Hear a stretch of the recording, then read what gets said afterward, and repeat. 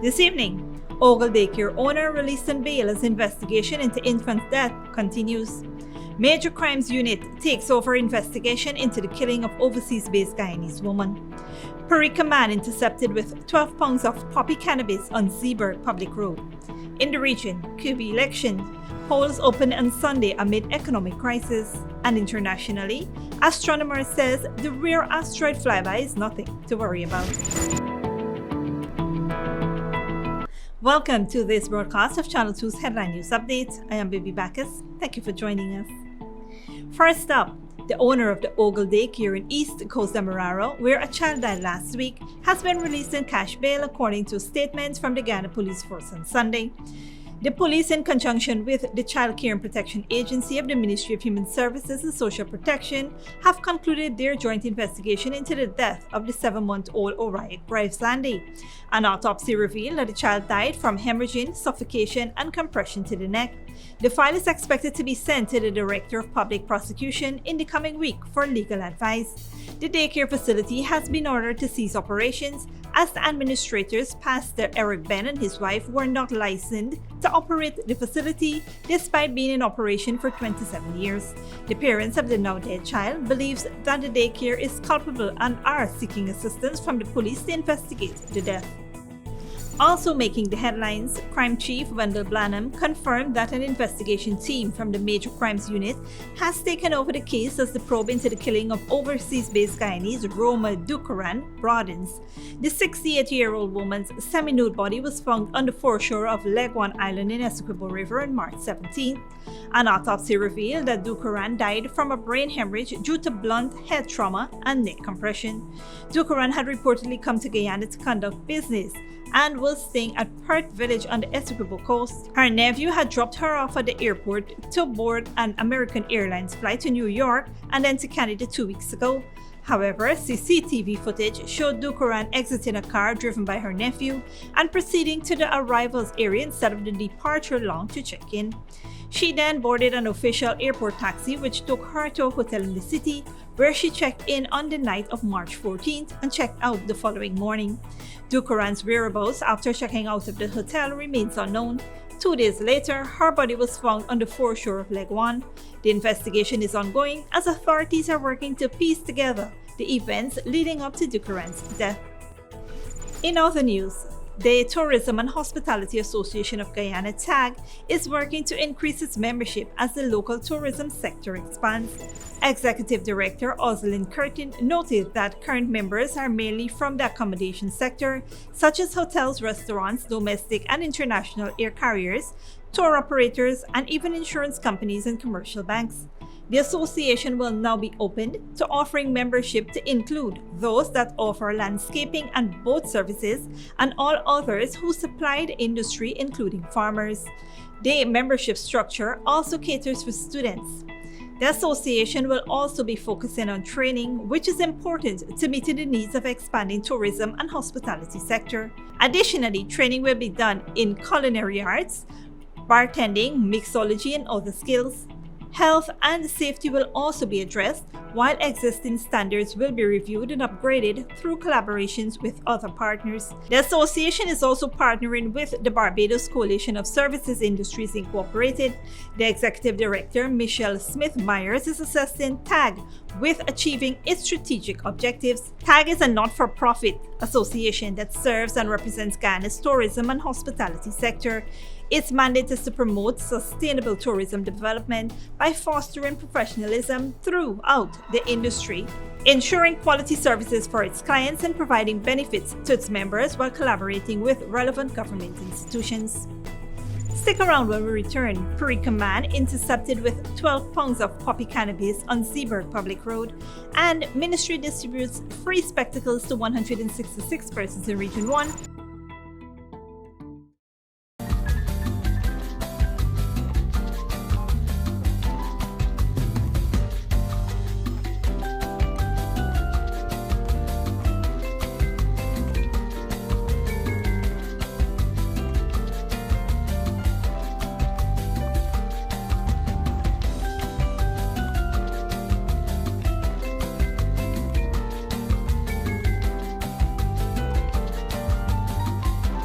Give your home or office some shine. Fortune Investment Company. We provide reliable commercial and residential professional cleaning services in Guyana. We clean homes and commercial offices. Other services offered are floor care and tile polishing, interior auto detailing services, power washing, weeding and cleaning, and carpet, couch, and mattress cleaning. We are committed to keeping your homes and offices squeaky clean. Call us now at 592-689-7558 or 592-639-6365 or visit us at 3430 Jackson, North Rumville, Georgetown, Guyana. Fortune Investment Company. When we say clean, we mean spotless.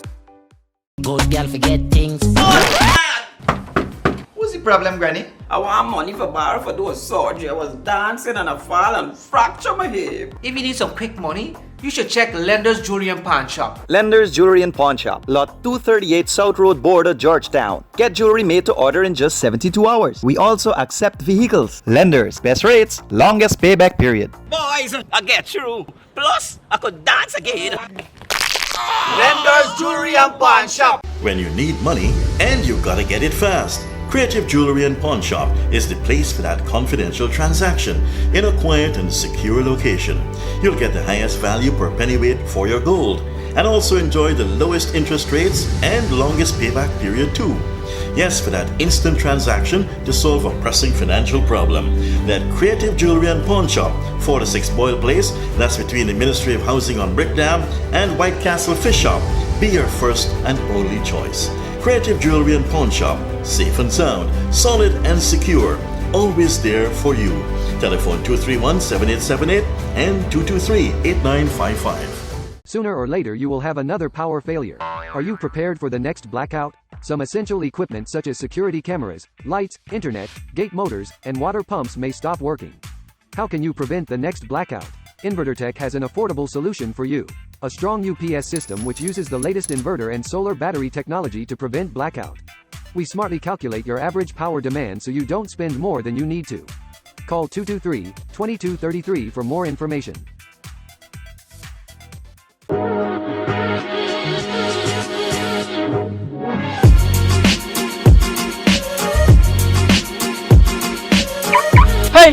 Hey, this is your fancy vehicle and that is your house? Yes, this is my vehicle and actually I'm waiting on my land. I'm actually renting this house for $50,000. $50,000? You hell boy, you crazy, you mad, you head no good. Why you buy? Look, let me show you the light. Come with me. Come on down to Fabulous Homes today. Pay $50,000 every month for 36 months or until you reach 50% of your house costs. Move in after 75% of the cost has been paid. This is wonderful. Let's go. Sign me up. Alright, let me go and dash you your landlord. To explore our home ownership program, check our Facebook page for more information or come down to our office at Avalon Friendship. Hey, Chinese, thanks, man. Thanks a lot, man. You got through? Yes.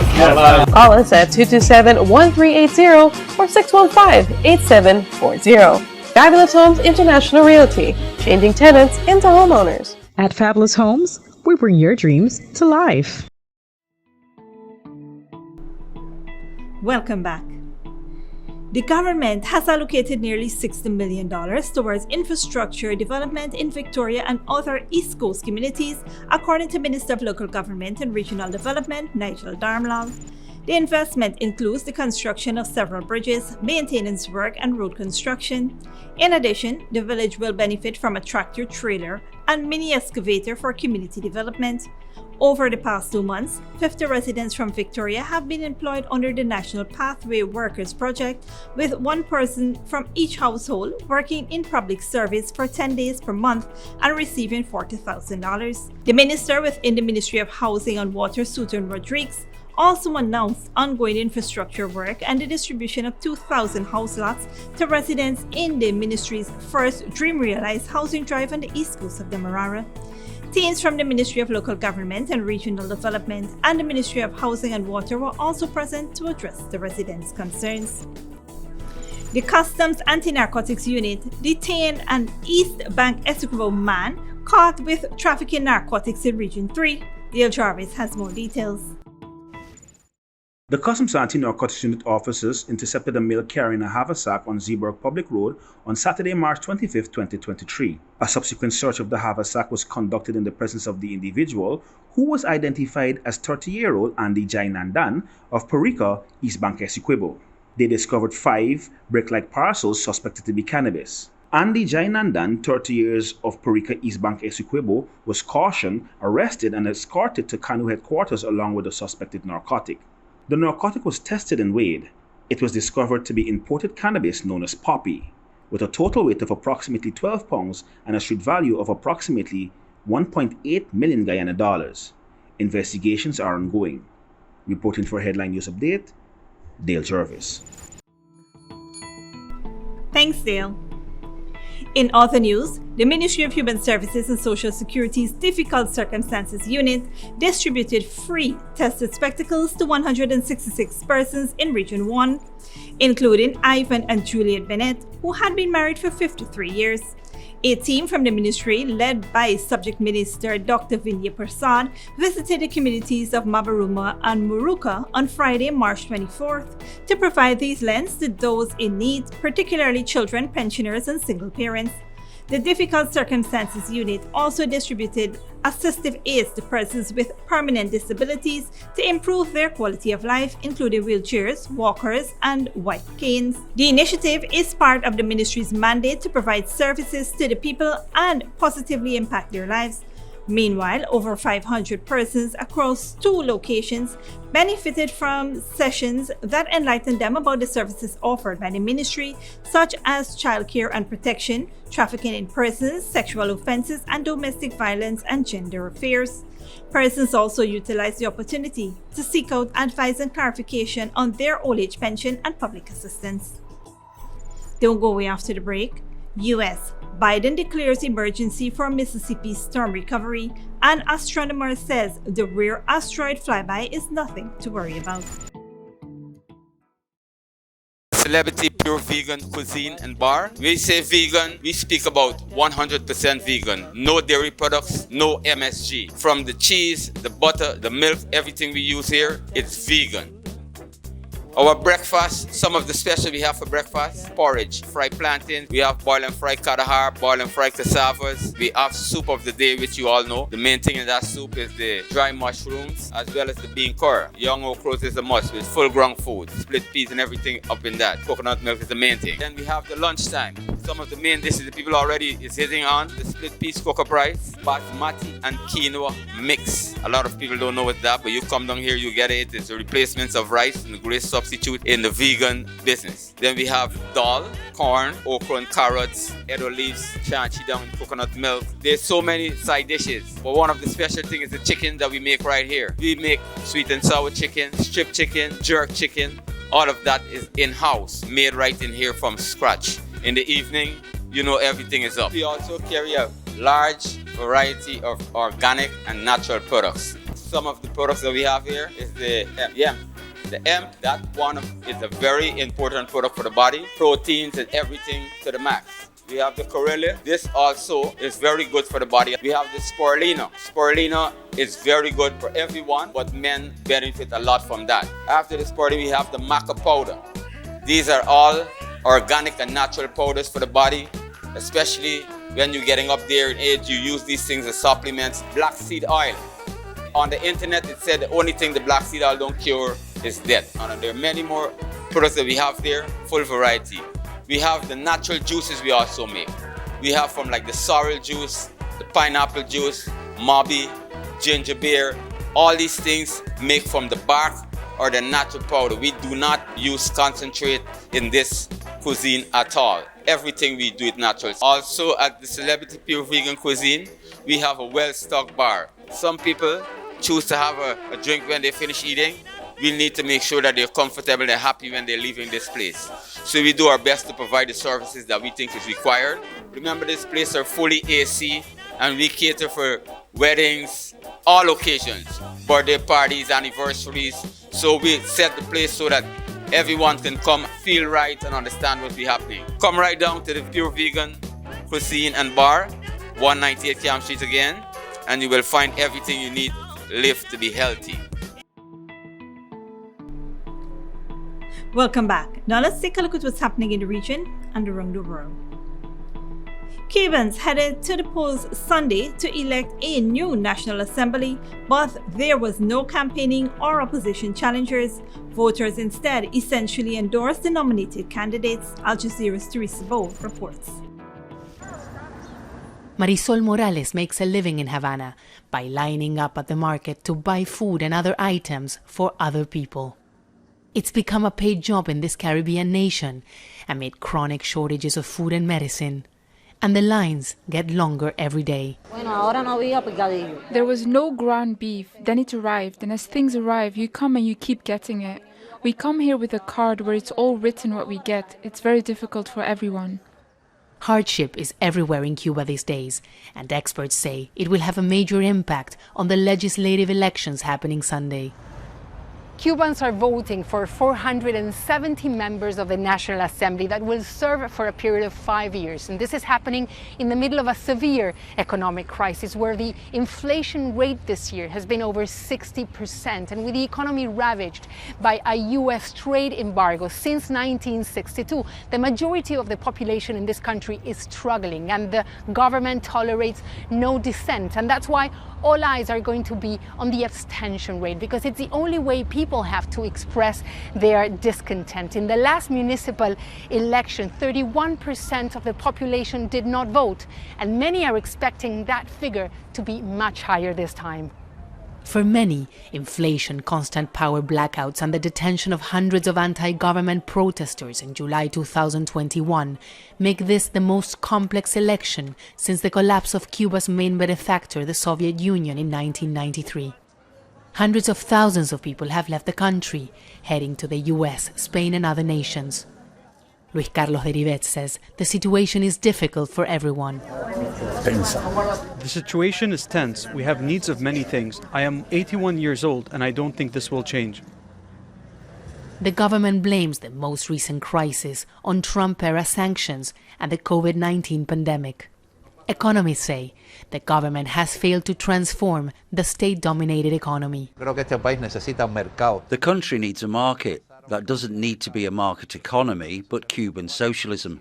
The example is that of Vietnam and China. We need to have an example of a one-party system that has managed to survive. The government is urging people to vote, promising greater reforms that will improve their lives. But many here have stopped believing that real change will happen anytime soon. Teresa Bo, Al Jazeera, Havana, Cuba. Search and recovery crews are digging through flattening homes in southern U.S. state of Mississippi after Friday's tornadoes. At least 26 people were killed and dozens of others injured. Al Jazeera's Alan Fisher reports. The downtown strip. The hope is they're searching for survivors. The reality, they fear they're looking for bodies. So I'm looking around town and I'm saying, I know we can rebuild. But what you do with the devastation? What you doing all this? The tornadoes landed on Friday night, ripping a trail of death and destruction through 270 kilometers of the southern U.S. state of Mississippi, changing the landscape, changing lives. You can see that truck there. That's my brother. He's a truck driver. All of those trucks right there are his trucks. So his whole livelihood is just sitting in a pile of dirt. Emergency help is now pouring in, doing what they can, where they can. I want to take the opportunity to personally thank all of the volunteers that are here. What we've seen over the last 36 hours in Mississippi, on the one hand, has been heartbreaking to see the loss and devastation of these communities, but on the other hand, has been inspiring. Tornadoes have always been a problem in this part of the country. There's nothing to indicate they're getting stronger or there's more of them. But one top US official says areas like Mississippi have to be built to be more resilient. We see extreme weather events increasing, only increasing in gravity, in severity, and in frequency.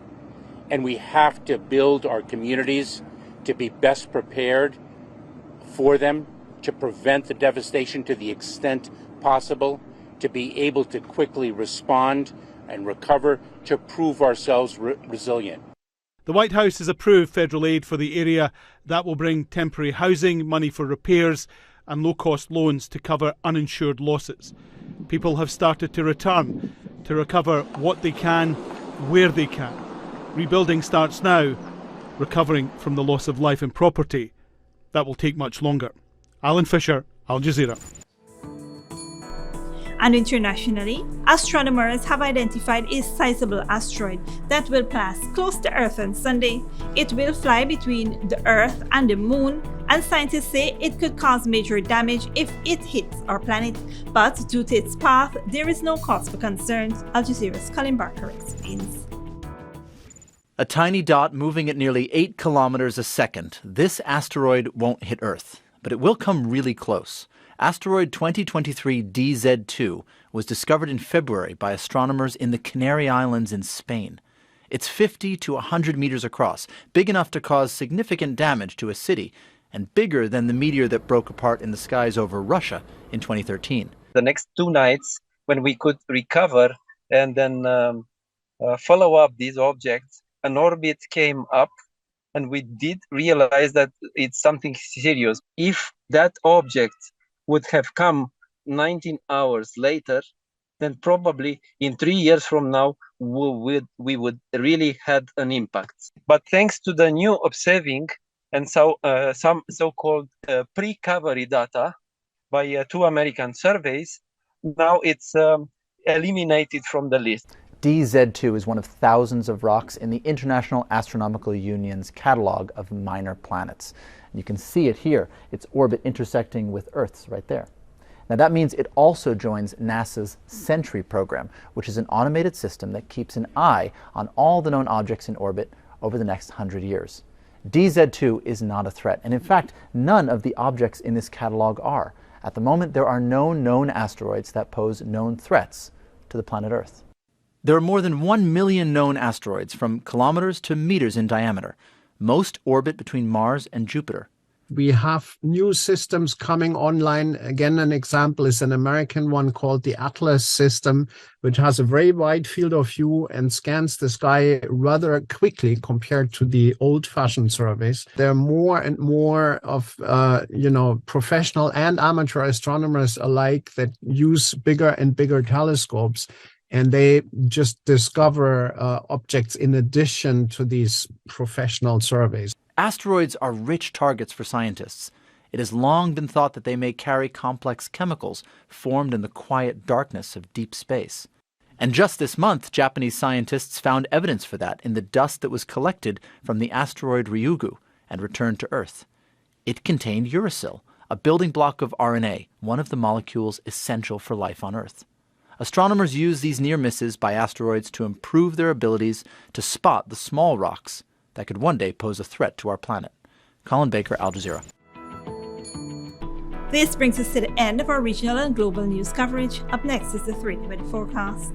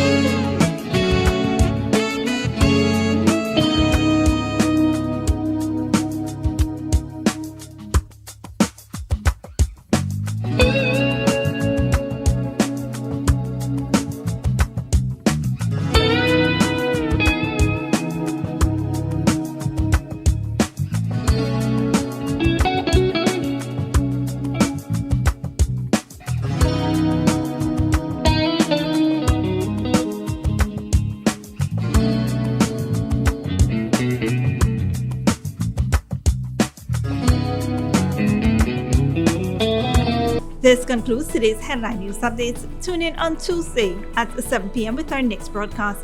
For more news and updates, you can visit our Facebook and YouTube pages. Until then, please take care of yourself and each other.